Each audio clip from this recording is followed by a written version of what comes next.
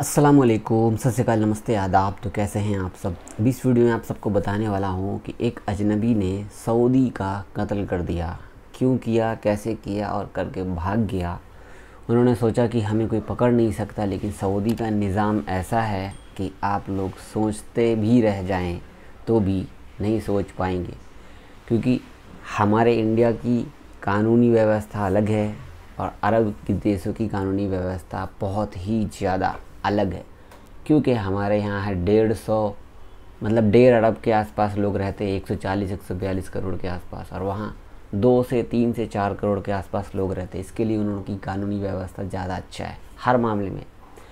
तो बहुत ही bad news है, क्योंकि अजनबी को पकड़ लिया गया और इनको मौत की सज़ा दे दी गई है। आप सबके साथ शेयर करने वाला हूँ। अगर आप Saudi, Dubai, Qatar, Oman, Bahrain कहीं भी काम करते हैं तो इस वीडियो को पूरा देखिए और गलती से भी गलती मत कीजिए, क्योंकि आपके साथ भी ऐसा हो सकता है। मैं कोई डरा नहीं रहा हूँ।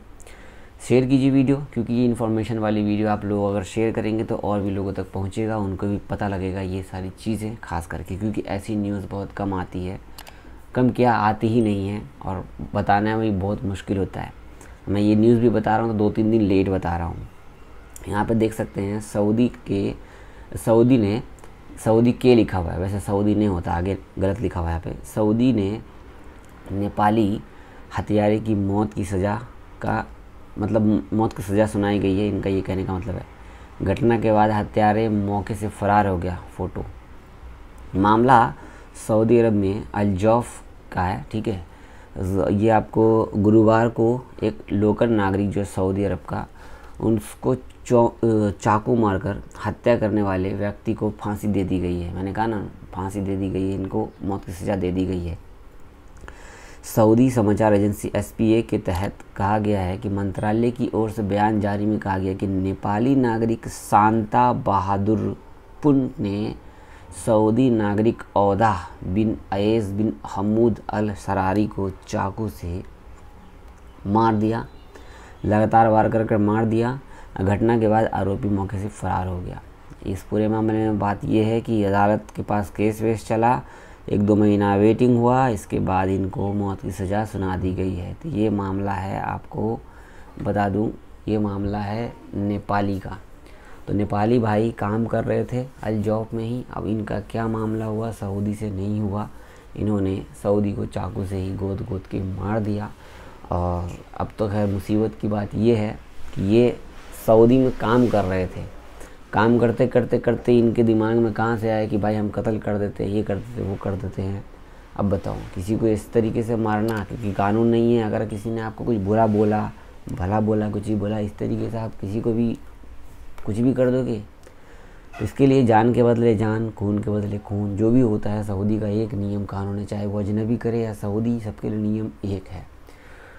ये नेपाल के थे, अब ये कौन सी सिटी के थे पता नहीं, बट बैड न्यूज़ है। नेपाली भाई अब दुनिया में नहीं रहे, क्योंकि वो तो गए थे काम करने के लिए।